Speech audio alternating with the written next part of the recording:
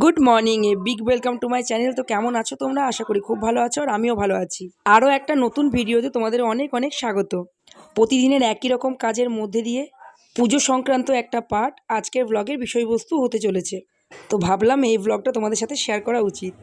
তোমরা যারা যারা আমার আগের ব্লগ দেখেছো অবশ্যই নোটিস করেছো সকালবেলায় ঘুম থেকে উঠে স্নান টান সেরে ঠাকুর ঘরে কাজটাই হলো আমার প্রথম কাজ। তো সেই কাজটা না সেরে আমি সংসারের কোনো কাজে হাত দিতে পারি না। আর এই সংসারের কাজের পাশাপাশি বাড়িতে একটা বিশাল যজ্ঞের আয়োজন করা হয়েছে। ভুল বললাম, বাড়িতে না, যজ্ঞের আয়োজন হয়েছে বাবা ভুবনেশ্বরের মন্দিরে। তো রান্নাবান্নার মধ্যে দিয়ে সেই জোগাড়ও চলছে আজকে পুরো দমে। সেই জন্য মা এতটা পায়েসও বানিয়েছে, পুজোর পর ভোগ হিসাবে বিতরণ হবে। তবে এই পায়েস কিন্তু ভগবান শিবকে অর্পণ করা যাবে না, কারণ কোনো মেয়ের হাতে তৈরি করা ভোগ ভগবান শিবের পুজোয় দেওয়া যায় না।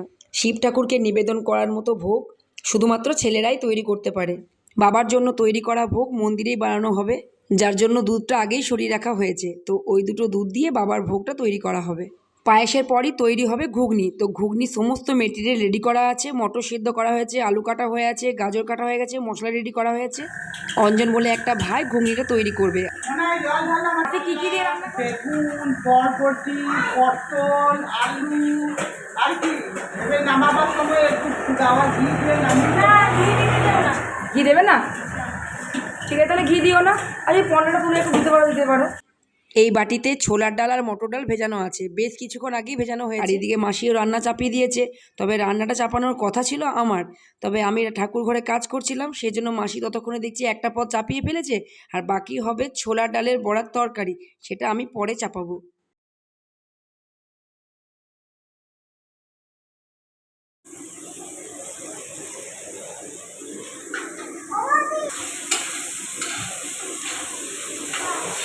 নিচে একটা গ্যাস ওভেনে পায়েস আর ঘুগনিটা করা হলো।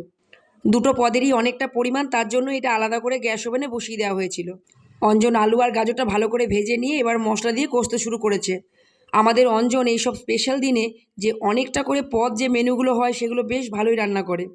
অঞ্জন যেহেতু বর্ধমানে থাকে আর তোমাদের দাদা ভাইয়ের বর্ধমানে থেকে প্রায়ই এরকম কাজ হয়ে থাকে। পুজোর লাইনে আসার পর তোমাদের দাদা ভাইয়ের এরকম যজ্ঞ প্রায়ই হয়ে থাকে। সবসময় আমার আর মায়ের তোমাদের দাদা ভাইয়ের সঙ্গে সব জায়গায় যাওয়া সম্ভব হয়ে ওঠে না, যার ফলে একার পক্ষে পুরো দিনটাকে বের করা খুব মুশকিল হয়ে যায়। তাই সত্যি বলছি, অঞ্জন থাকে বলে সেই দিনগুলোতে তোমাদের দাদা ভাইয়ের খুব হেল্প হয়। এখানে আমার ছোলার ডালটা বাটা হয়ে গেছে, আর এখানে আলুটা হালকা সিটি মেরে রেখে দিয়েছি। এদিকে বড়া ভাজতেও দিয়ে দিয়েছি, বড়াটা ভাজা হয়ে গেছে। আর তরকারিটাও আমি বসিয়ে দিলাম, শুধু ঝিঙে আর আলু দিয়ে তরকারিটা করবো। তো একটা কড়াইয়ে তরকারিটা বসিয়ে দিলে তাড়াতাড়ি কমপ্লিট হলে আমরা শিব মন্দিরে যেতে পারবো। আর এইদিকে মাসি তরকারিটা আগে করে নিচ্ছে, দেখো দুটো জায়গাতে 50-50 করে রেখেছে, পোলাইনি। আজকে অনেকগুলো মেম্বার, তার জন্য অনেকটা তরকারিরও পরিমাণ। আর ভাতটা হয়ে গেলেই আর এই ছটফট তরকারিটা করে নিতে পারলেই শেষ।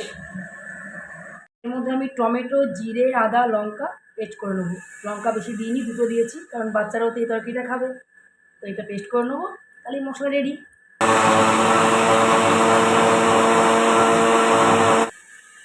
আমার রেডি হয়ে গেছে। ঝটপট দুটো কড়াইয়ে বসিয়ে দিলাম যাতে রান্নাটা তাড়াতাড়ি কমপ্লিট করতে পারি। বাড়িতে এত বড় একটা পুজো, তাই দুটো পদই নিরামিষ বানানো হলো। কালো কড়াই দেখে প্লিজ কেউ বাজে কমেন্ট করো না, কারণ এই কড়াইটার অ্যাকচুয়াল রং কালো, এটা লোহার কড়াই। বাড়িতে কোনো ভাজাভুজি পদ রান্না করলে এই কড়াইটাতেই আমাদের বাড়িতে রান্না করা হয়। ছোলার ডালের বড়ার রেসিপিটা আমাদের বাড়িতে প্রায় রান্না করা হয়। আর এই তরকারিটা যেহেতু নিরামিষ হয়, তাই খুব পছন্দের তরকারি একটা আমাদের। বড়ার সঙ্গে ঝিঙে আর আলু দিয়ে এই রেসিপিটা বানায়, তবে বাড়িতে ঝিঙে না থাকলেও পটল দিয়েও অনেক সময় বানায়। পুরোপুরি মশলাটা কষা হয়ে গেলে এবার বড়াটা দিয়ে কিছুক্ষণ ফুটিয়ে নেবো, তারপরে শেষ মুহূর্তে দেবো গরম মশলা। তরকারিটা কমপ্লিট হবে তার 2-3 মিনিট আগে গ্যাসটা নেভাবো, তার আগেই আমি গরম মশলাটা দিয়ে দিই। গরম মশলা দেওয়ার পর এপিট উপিট করে একটু নেড়ে তারপর ঢাকা দিয়ে দেবো। একটার সময় আমি রান্না কমপ্লিট করলাম, তারপরে 5 মিনিটের মধ্যে নিজেকে রেডি করে সবাই বেরিয়ে পড়লাম পুজোর স্থানে যাওয়ার জন্য। বৌদি আর রাহুলও আমাদের বাড়িতে এসেছিলো, তো সবাই মিলে আমরা একসঙ্গেই বেরিয়ে পড়লাম। প্রথমে সবাই ভাবলাম যে হেঁটেই যাব, তবে এতটা রোদ দিয়েছিল যে মাসি তাড়াতাড়ি ফোন করে মিশুকে ডেকে নিল যে তুমি তাড়াতাড়ি এসো, একসঙ্গে সবাই মিলে যাব। তো টোটোতেই আমরা সবাই মিলে গেলাম শেষ মুহূর্তে। এত গরম করছিল, তার উপর আমি একটা নতুন তাঁতের শাড়ি ভাঙলাম, খুঁজে পাচ্ছিলাম না যে কি পরবো। এটা নতুন পেলাম হাতের কাছে, তো এটাই পরে নিলাম। গাজনের সময় যে ভুবনেশ্বরের মন্দিরটা আমি তোমাদেরকে দেখিয়েছিলাম, তো সেই মন্দিরটা দেখো কি অবস্থা এখন। পুরো ফাঁকা, খা খা করছে। আর পুজোর আয়োজন হয়েছে সম্পূর্ণ বাইরের দিকে। বাবার মন্দিরে ঢুকে প্রথমে বাবাকে ভালো করে প্রণাম করলাম, তারপর এবার আমি পুরো পুজোর আয়োজন তোমাদেরকে দেখাবো। পুজো তো শুরু হয়েছে প্রায় 10টা থেকে 10:30টার মধ্যেই, প্রায় 3 ঘন্টা তো হতেই চললো। আর আমরা পৌঁছালাম প্রায় 1টার সময়। আজকের পুজোটা হচ্ছে মহামৃত্যুঞ্জয় যজ্ঞের উদ্দেশ্যে। তো প্রথমে আগে শিবের পুজো হলো, তারপর এবার যজ্ঞ শুরু হবে। আর এদিকে দেখো সম্পূর্ণ আলাদাভাবে ঠাকুরের পায়েসভোগ বানানো হয়ে গেছে।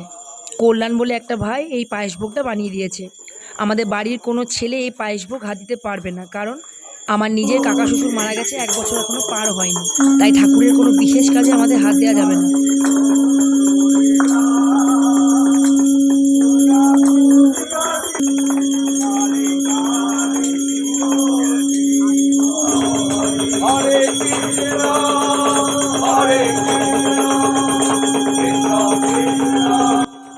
পুজো হয়ে গেল, এবার আরতির কাজ চলছে। আর আরতি হয়ে গেলে তারপরে যজ্ঞ শুরু হবে। আর এদিকে দেখো তোমার দাদাভাই কেমন আলাদাভাবে বসে আছে, কারণ উপস্থিত থাকলেও পুজোতে কোনো রকম আয়োজন কাজে হাত লাগাতে পারিনি।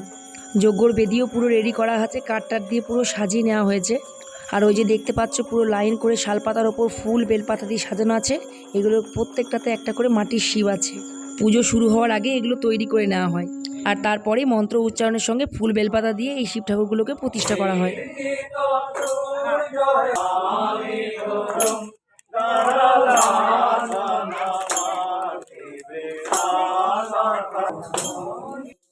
আর বলবে বলো, আজকে রোদটাও দারুণ দিয়েছে। ওপরে প্যান্ডেল করা হয়েছিল, তাই পুরোটা নিচে ছাওয়া ছিল। এই দেখো সামনে থেকে একবার তোমাদের ভালো করে শিব ঠাকুরগুলোকে দেখিয়ে দিই। প্রতিটা শিব ঠাকুরকে আকন্দের মালাও পরানো হয়েছিল। শুধু আমার একটা জিনিসের জন্য মন খারাপ করছে, যখন এই শিব ঠাকুরগুলোকে হাতে গড়া হচ্ছিল তখন যদি একবার ভালো করে ভিডিওটা নিতে পারতাম। কিন্তু দুঃখের বিষয়, আমি তো তখন এখানে ছিলাম না, আর পৌঁছাতেও পারিনি সময়ে। বাড়িতে রান্নাবান্নারও কাজ ছিল, যেটা হয় প্রতিদিন। সব সেরে এখানে পৌঁছাতে পৌঁছাতে অনেকটাই পুজো কমপ্লিট হয়ে গেছিলো।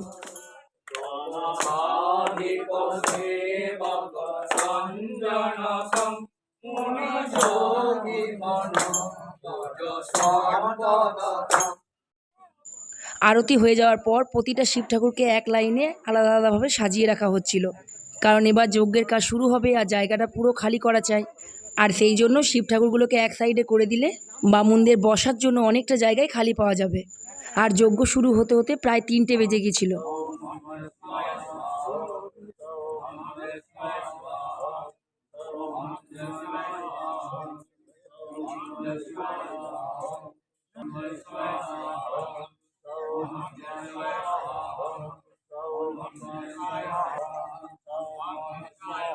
যজ্ঞের বেদিটা এতটাই বড় ছিল আর আগুনটা এতটাই দাহ দাহ করে জ্বলছিল যে তাপটা অনেক দূর অবধি পৌঁছাচ্ছিল, যার জন্য ভিডিওটা আমি খুব দূর থেকেই নিচ্ছিলাম। কিচ্ছু করার ছিল না, প্রচণ্ড গরম করছিল। তারপরে এই রোদ, ভাবো তাহলে একবার আমরা এতটা দূর থেকেই দাঁড়িয়ে থাকতে পারছিলাম না। ওই যারা পুরোহিতরা ছিল তারা কি করে অতটা কাছে থেকে আগুনের যজ্ঞটা সারছিল।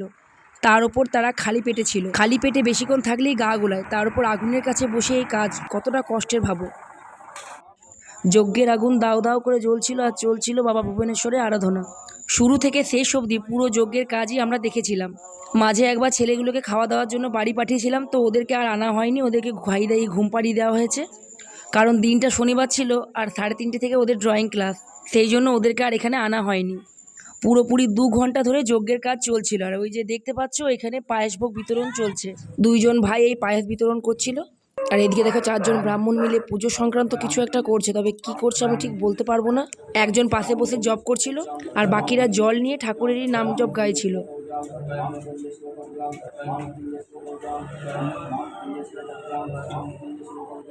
বাবা ভুবনেশ্বর সবার ভালো করো, সকলের মাথার ওপর তোমার আশীর্বাদ বানিয়ে রেখো বাবা। আর দেখতে দেখতে দেখো পুরো বিকেলের একটা আভা নেমে এলো। চলো একবার পায়েসের ওখানে যাওয়া যাক, দেখি ওখানে কি অবস্থা। আমরা ছোটবেলায় করেছি, বিশেষ করে যেখানে সাপু প্রসাদ দিত না, আমরা 2টো করে বাটি নিয়ে যেতাম, দিলে একটু বেশি আসবে। এরকম বাচ্চাগুলো কিছু ব্যাপার না। আমরাও ছোটবেলায় করেছি, বাচ্চা হয়েছে। গেরুয়া কালারের যে পাঞ্জাবি পরেছিল ভাইটা, সেই ভাইটাই ঠাকুরের ভোগ বানিয়েছিল। আর পাশের জন হলো বিকাশ দা, তোমাদের দাদা ভাইয়ের খুব ভালো বন্ধু।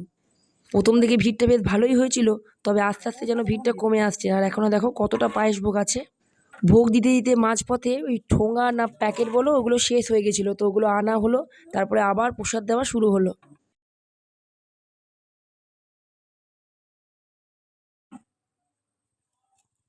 কিছুক্ষণ পর শুনছি যে মা আমাকে খুব জোরে জোরে ওই দিক থেকে ডাকছে, যজ্ঞ প্রায় শেষের দিকে, আয় প্রণাম করবি তাড়াতাড়ি।